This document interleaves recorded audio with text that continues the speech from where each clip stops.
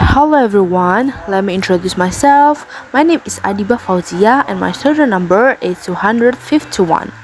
In this video, I would like to present my Pecha Kucha presentation by analyzing series entitled Phrase of the Poet. This series contains many values and culture. In my presentation, of course, I will discuss various issues such as synopsis, the communication style, circle of English, stereotypes, cultural shock, cultural context, cultural identity, cultural dimension, conflict resolution, and the last one is conclusion. Before I explore the content of the series, I will explain a synopsis of the series. The series tells about a comedy drama of a Chinese-American immigrant family in the 1990s struggling to adapt to live in Orlando, Florida, while maintaining their tradition. First, I analyze the verbal communication style. This family is unfamiliar with affectionate communication styles such as "I love you." They are used to showing it with actions. This is very contrast with the American families who are familiar with using words of affirmation as a love language. Second, they rarely use Mandarin in their daily lives.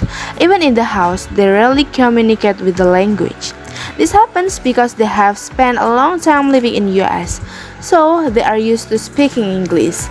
Only the grandmother always used Mandarin, probably to maintain her original culture. There was a misunderstanding where Eddie's friend called Eddie's father directly by the name Louis, which is considered disrespectful by Asians because in US, calling older people directly by name is common. Eddie's friend then realized this and made him call him Mr. Huang. Next is circle of English. Taiwan itself is considered in the expanding circle because the use of English is not for daily language, while US is considered in the inner circle. But Huang family who come from Taiwan are very fluent in English except the grandmother. Chinese are very strong in the stereotype of stingy and calculative. They are very detailed about family financial matters, which can be seen from the scene above where Jessica forbids her children to use the air conditioner not efficiently. This creates a stereotype that Chinese people tend to be more frugal. Some scenes perpetuate stereotypes such as describing the Huang family as rich in education and less likely to be satisfied with their children's exam results. The stereotypical representation influences the way viewers understand the culture by encouraging the perception that all Chinese have very high expectations on their children. This Taiwanese family moved from Washington, D.C. to Orlando. This move makes them feel a cultural shock, especially the mother, Jessica, who still cannot adapt to the supermarkets there, which tend to be quiet, despite she misses the Taiwanese supermarkets, which are actually very crowded with people. Next, there is a child named Eddie. He is very trying to be able to fit in with friends at school. When he brings Taiwanese food and his American friends are disgusted, it makes him want to bring Western food instead of introducing his characteristic to his friends. There's a scene where the father, Louis Wang, will ask permission to go to the toilet to the Americans. He is familiar with the Asian culture of asking permission, and it's different from the American culture that doesn't require asking permission first. The scene also shows the American loving because he is not familiar with it. There's a scene where the father, Louis Wang, teaches Eddie sex education, and this is one of the reasons they moved to US, so they could teach this with open mind and doesn't sound taboo, because the culture in Asia is very conservative. This difference will certainly affect how his thinking will be shaped into a teenager who is more open-minded. In this series, Chinese culture is shown from dressing, food, and also communicating.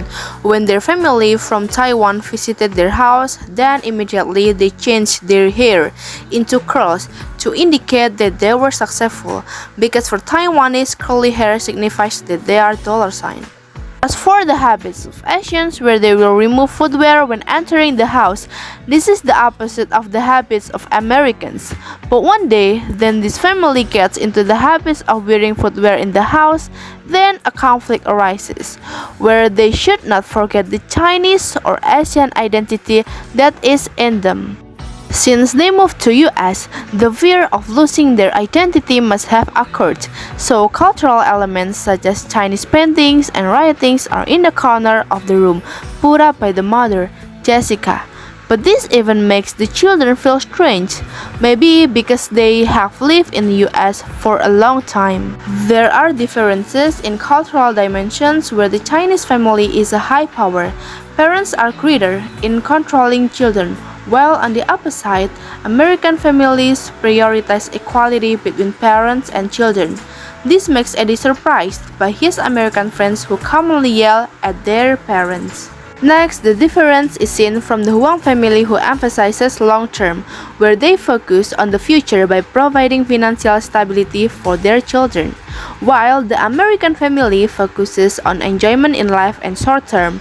This also causes jealousy in Eddie, who is asked by his parents to keep focusing on achievement. How to resolve conflicts regarding cultural differences in this series: by communicating frequently and talking honestly about problems that may happen when being socialized. Learning and accepting differences between traditional values and Western culture. Then, support from the family between one another. In conclusion, cultural shock definitely happens when we are in a country that is foreign to us, so that it affects our way of communicating. However, never forget the identity that exists in us, communicate with each other between families, and learn to respect the differences that exist. Thank you for your attention.